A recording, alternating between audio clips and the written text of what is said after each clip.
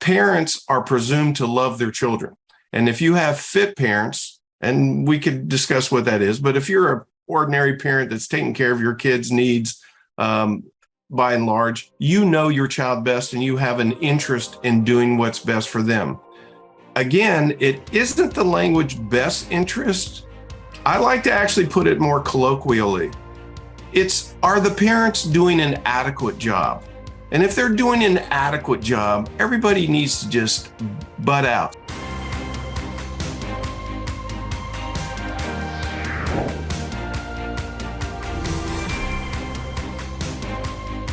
Welcome, everybody, to Conversations That Matter. I'm your host, Alex Newman, Senior Editor at the New American Magazine. We've been following a case in Idaho that has a big impact on parental rights, the rights of parents to decide what's best for their children without government involvement. And this case was especially interesting to us because it involved a court stepping in and mandating kind of like a visitation for grandparents. So we did a previous episode on this subject. We had David DeLugas, who joins us today. He's the founder and executive director of ParentsUSA, and also a law professor from the University of Idaho who helped write some briefs on this case.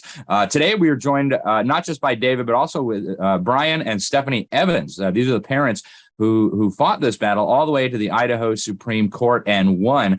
Brian and Stephanie, welcome to the program. Thank you so much for joining us today. Talk to us a little bit about your case and your very significant victory at the Supreme Court. Well, our case, started a long time ago. Now it's been 2017 when this actual court case started. We moved from California to Idaho in 2015, and at that time decided that it was in our children's best interest to stop communication with Stephanie's parents. There's a lot of history to that that the court gets into, but we wanted to protect our children, and we felt it was in their best interest to not continue on a relationship with them based on a myriad of things.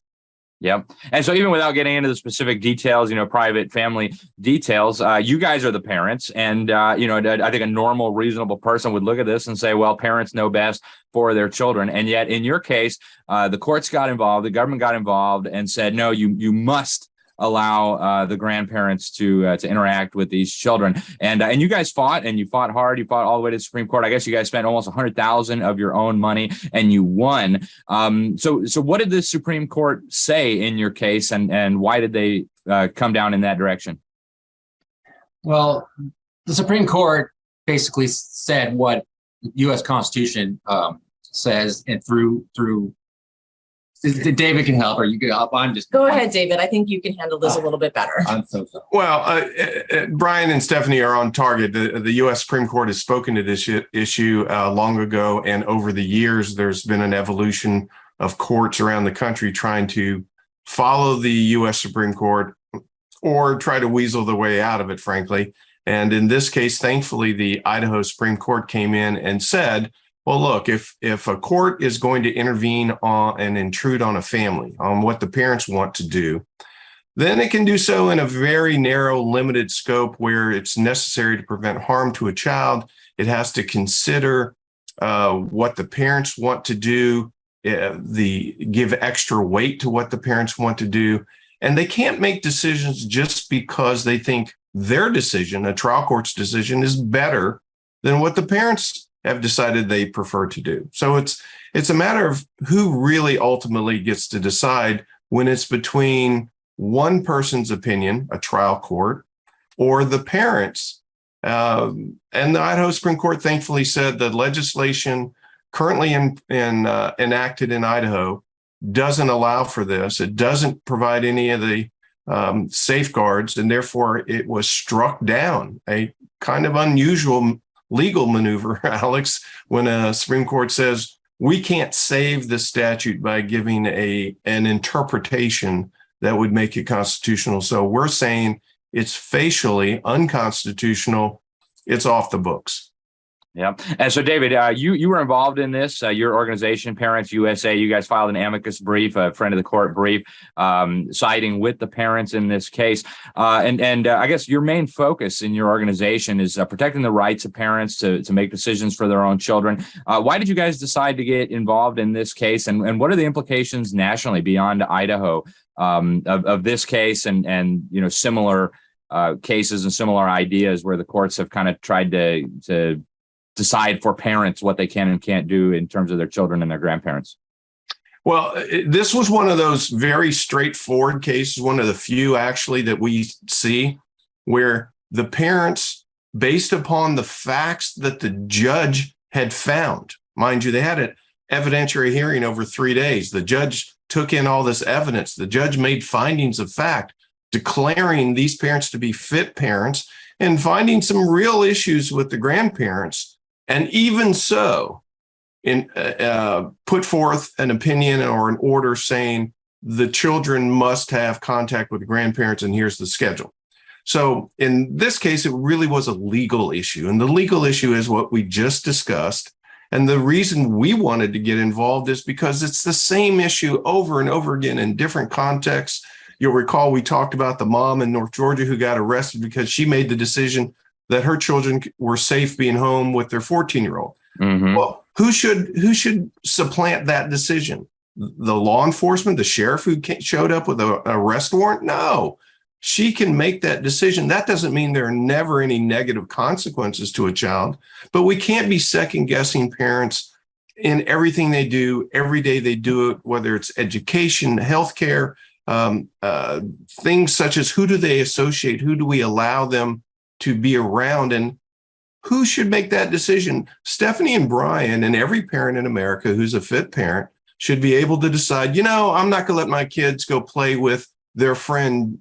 I won't even use a first name lest I insult somebody, but their friend, because we don't think that friend is a good influence on our child, or their parents aren't particularly safe because of their attitude or values or their conduct. So we're going to not let our children go over to their house for, say, an overnight. Well, the fact that somebody's related to you by blood or marriage shouldn't give them any extra privilege to intrude on your family. And yet legislatures, probably because they get lobbied by older Americans or groups representing older Americans, says, let's pass some statute to authorize our trial courts to do this. So our goal is, regardless of the situation, regardless of the legal issue raised, the question we always have is, does the state have a compelling interest to infringe on a fundamental right that parents have? And the only compelling interest they have is to protect children from harm. And then they have to show it by clear and convincing evidence is the evidentiary standard. And then here's the second fork, if you will, prong. Whatever intrusion needs to be done in as narrow a manner possible to achieve this interest of protecting children, but not so much so that it's unnecessarily burdensome to the fundamental right that people have. And this is true for all residents in America. So it's not just parents, it's about everything the government does. Our focus, of course, is just on parents. Yeah.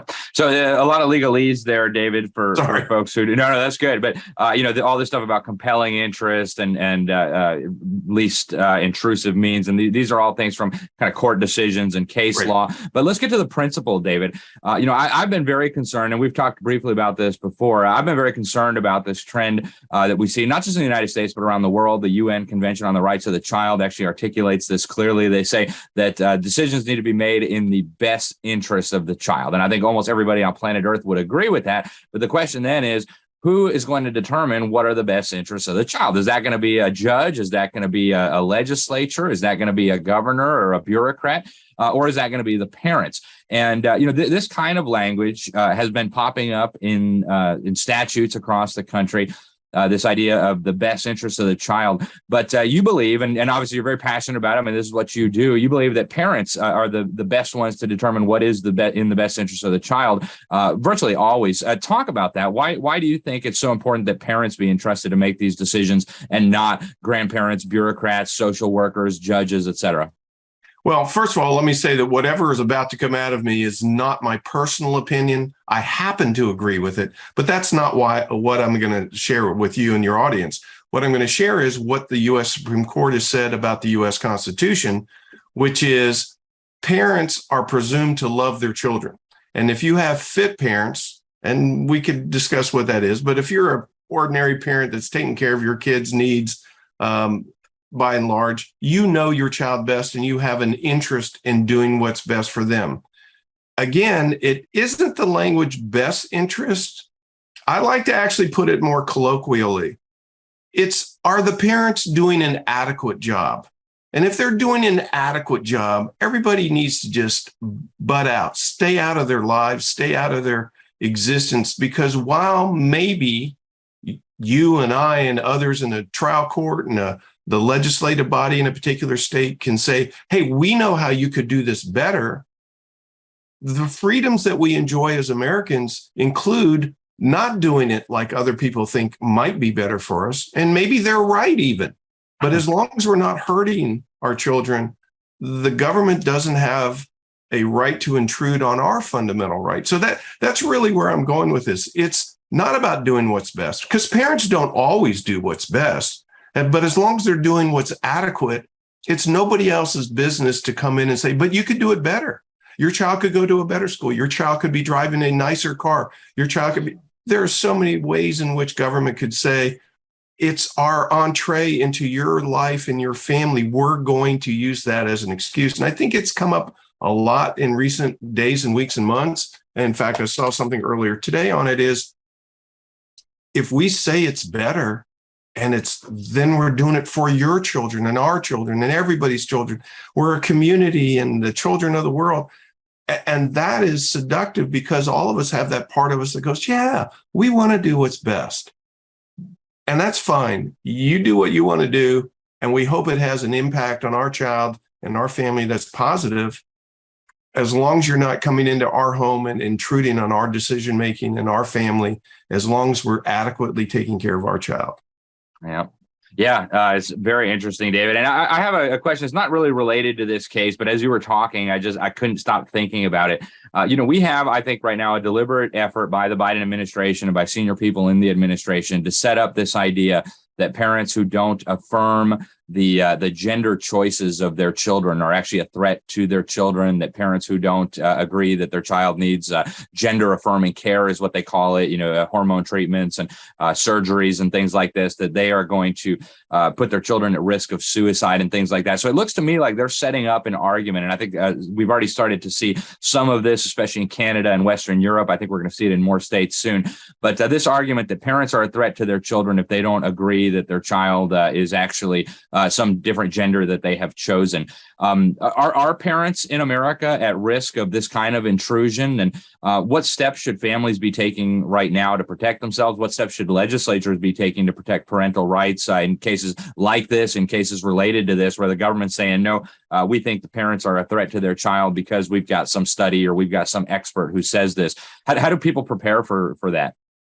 Well, my answer is going to include looking at the entire panorama of things that affect your child in medical care in particular. So whether it's mental health care, physical health care, elective surgery, tattoos, breast augmentation, breast reduction, gender transitioning and all, any of these issues come down to, are you harming your child? And that is a matter of a medical opinion at times. And if it is, then parents have a right to get a second opinion. There was a case in Sacramento that involved heart surgery, and the state intervened because the parents didn't authorize Dr. A to do the heart surgery, but instead sought a second opinion.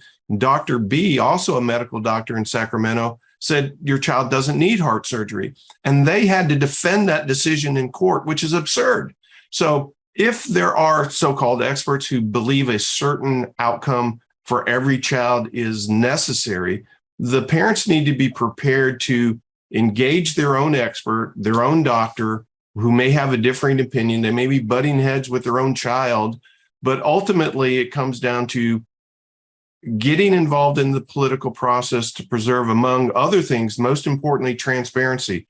a new case that we hope to get involved in, and we hope your viewers will support our efforts. In New Hampshire, the state education board passed a law or policy that the schools are to address a child by whatever name and gender the child decides, the student, that is. Mm-hmm.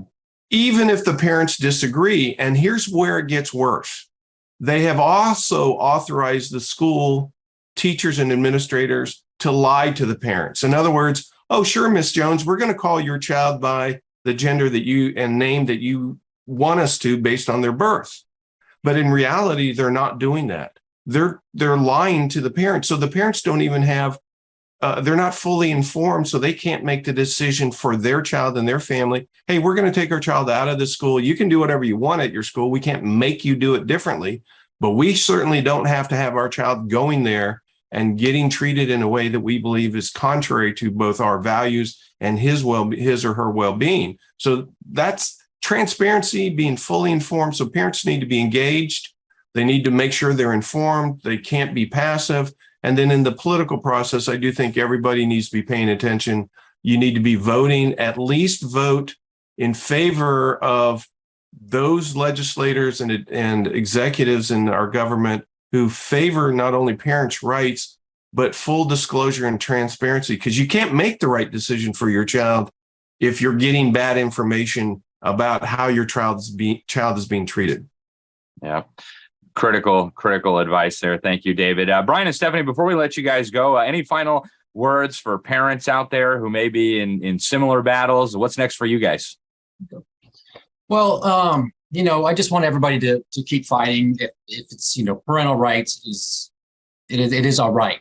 Grandparents do not have rights. People may say that, they call it grandparent rights, but there is no true right to someone else's kids. I would echo that statement a little, just briefly, and just say exactly, don't give up. Keep reaching out to anyone and everyone that could possibly assist you.